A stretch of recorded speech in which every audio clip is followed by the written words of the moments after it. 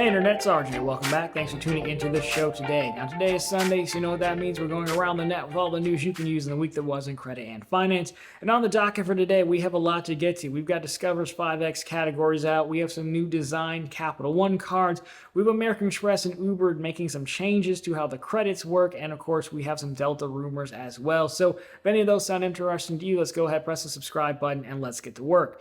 Now, we will lead off with Discover. I'm a Discover card holder now. It's turned out to be one of my more liked cards because of the app, and, I like having more 5% cards. But anyways, the 5% categories for Q4 are now out. And interestingly enough, again, as a year ago, Discover switched to telling us the categories, on a quarterly basis as opposed to at the beginning of the year. Now it seems they're telling us around the same time that Chase would. Normally it would have been like September 1st, they tell us. Now it seems it's pushed back to September. These came out on the 13th, I noticed in the app. I don't know if this matters to you, but I found it interesting. Are they quietly matching Chase?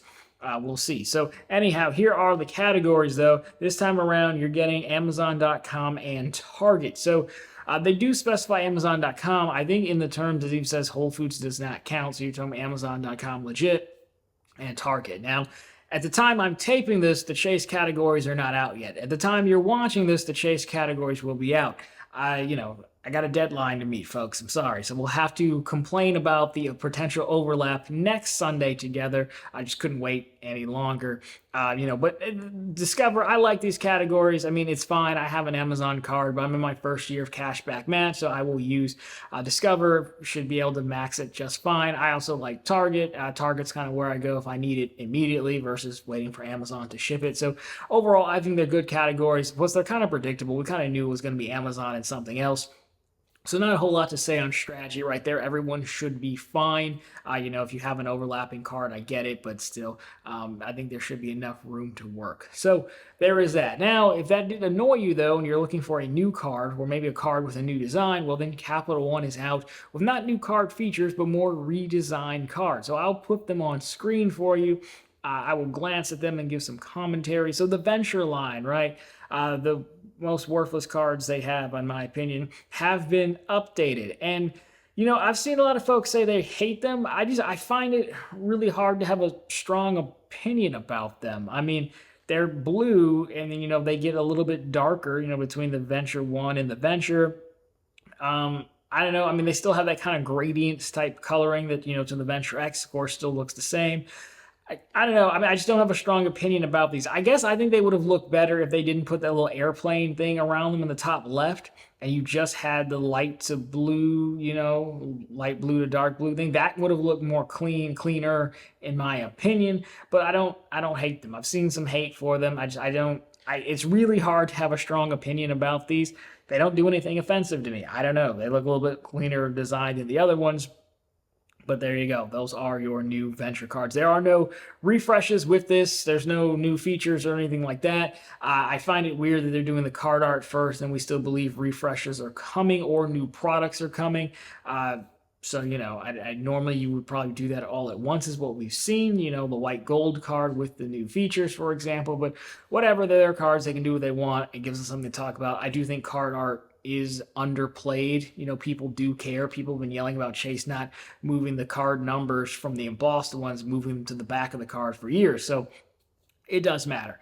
So if you're sick of those cards and you drive a lot, well, you might have been interested in the General Motors credit cards. We actually did a video on them, probably 2 years ago, and those were with Goldman Sachs as well. Well, they were. Now, this Goldman looks to get rid of their consumer division. The GM cards are gone. They are moving to Barclays. Barclays is so fitting. I did a Barclays video a long time ago, and I think I summed them up as the junk drawer of credit cards, which means, sometimes in the junk drawer, it has exactly what you're looking for, right? It's not a bad thing. It's just they have a weird hodgepodge of credit cards. So anyhow, they're moving. And from payments.com here, Goldman Sachs is likely to get less than the outstanding balances after having paid a premium to acquire them. The card partnership has about $2 billion in balances. A spokesperson did not want to talk to Payments about this, but the problematic accounts were chiefly originated by Goldman after it took over the program from Capital One. That's like a very damning sentence, right? Because it basically says, now, when we got it from Capital One, you were fine, and then you started to originate bad loans. when they launched in like 2022. Now, average charge-offs on the Goldman originated accounts were about a third of the GM portfolio, exceeds 10%. Annualized credit card charge-off rate of American commercial banks is 4.5%. So quite the difference there, a little bit more than double. So that's from Federal Reserve data. So that is not great. Not great at all. But what are they doing with the Apple Card? Well, 9 to 5 has us covered there, rolling right into it. And they say Goldman is still looking to exit its partnership with Apple as losses continue to mount. They didn't go into specifics on how many losses specifically for the Apple Card, but they said they're taking about a $400 million hit this quarter in their consumer business. Now, the top boss at Goldman says, well, yeah, it's from two things. One, it's from selling the General Motors portfolio, and the other being bad real estate loans. Of course, as we just said, they're going to sell that portfolio, that GM portfolio to Barclays for about $2 billion around card balances. They're not going to get full price back. So, yeah, I mean, I don't know. I mean, the GM cards, as a person who drives a General Motors car or a Cadillac, they have potential to be good, but the problem was actually the redemptions. The redemptions and how you could redeem them were capped. So even if you earned a lot of points, like I just remember you were capped at how many you could redeem on purchases and service and for new cars and things like that. And so that really kind of kneecapped those cards out of the gate. The cards will probably be fine with Barclays. Barclays is decent at running card programs, so we'll see if they make any changes to the cards or anything like that. A lot of it probably has to stay the same, I would imagine. Now GM probably gets some level of sign off. Who's buying the Apple cards? It still sounds like we don't know where it's going. That part is still probably a lot to deal with Apple and their annoyance.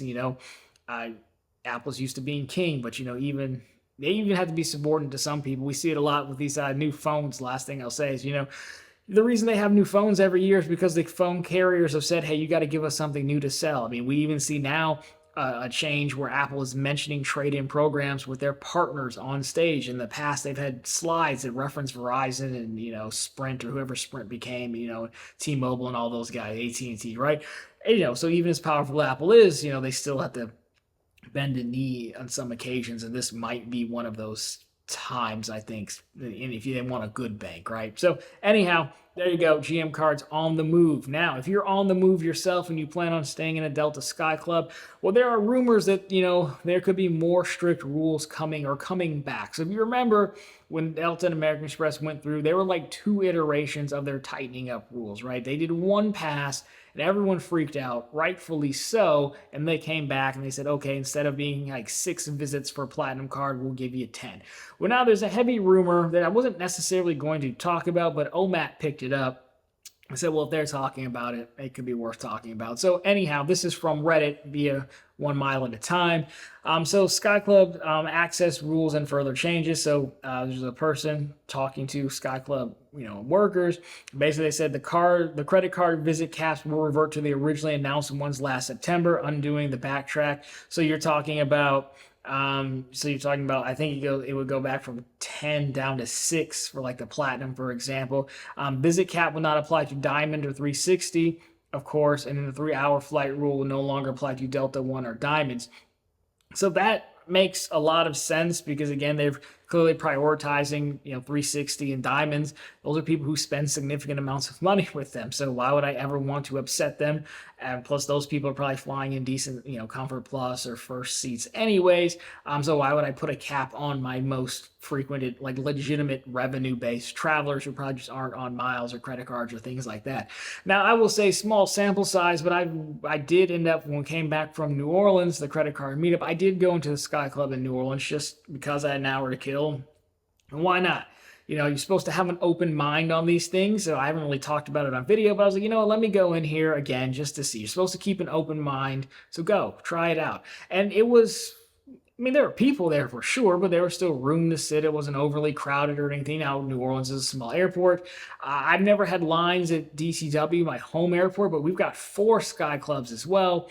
So again, that's a small sample size, and I was traveling during holiday time. So I don't know. Has the changes cleaned it up a little bit? Is it not? I don't really know. I can't say that's enough to say. So let me know down below what your thoughts or experiences have been in Sky Clubs. But clearly they're seeing something that could concern them, and they want to either cut costs or continue to help with that overcrowding. And again, we knew from the beginning that yes, If you're flying 360 or your Delta Diamond or something like that, then yeah, you're going to be fine. So I would believe this, I wouldn't be overly surprised. The thing is, it just has to, in my opinion, come alongside a platinum card refresh because they're killing the dream. And even though many of us don't need 10 visits, it's just the fact that you could, and now again you're taking something from nothing. So just a rumor right now. We'll keep an eye on it. I think we'll start to see it pick up towards early next year when the unlimited is supposed to go away in favor of passes.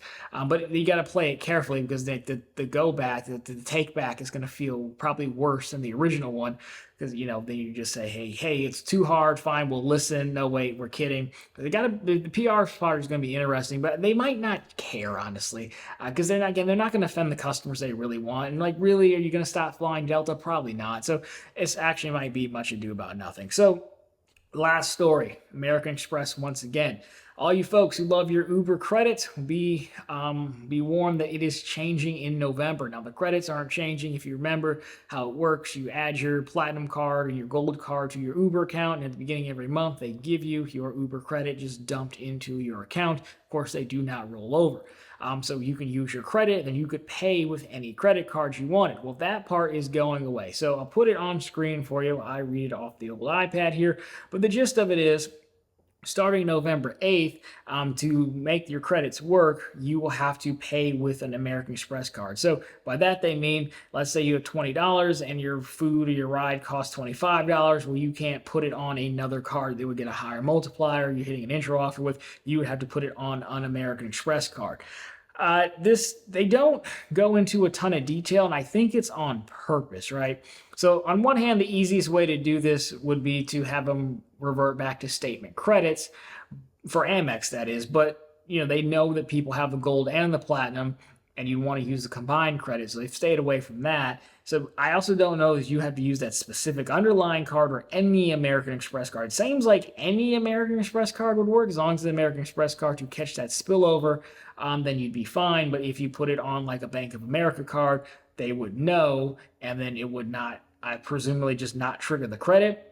Would it let you even complete the purchase with the credit? I don't know. We're gonna have to test this and see. My main annoyance with this is that there's a lot more detail they could have given, and from what I see, I'm not a card holder. I just pulled this from, I think this was a Reddit post. They're not giving you a ton of detail, right? Do you have to use the specific card? You could still presumably use your $10 Gold and your $15 Platinum in one go, and then use one of those cards to pay. I would assume so. I don't know. I mean, we've seen this push before, right? The brands the banks want you to use their card. We've seen this a lot with travel cards. Like, we're not just going to keep this card and just have it and get no baggage fees, right? You're going to have to use the card. So this is probably changed more on American Express's side than anything else. I would assume Uber had to sign off on it because it's a new. It adds something new to their partnership, but it shouldn't be that big of a sign up because of course you have an Amex card already if you're getting the credit. So I'm not so much mad about the change. I think it's a reasonable change given how American Express is, and people are starting to look to grab any dollar they can company wise. They just intentionally vague about it, and that's the annoying part when they know what people do and they know some use cases. Like, what if you had Uber Cash? So you had the $25 credit and then you use some Uber Cash gift card or something. Does that work? Like, that's the part that's annoying me. So we'll have to figure out. People will have to test it and see what actually works. Amex could have put more out there. Again, maybe they did and I just didn't see it. That's entirely possible. So anyhow, that is your American Express change.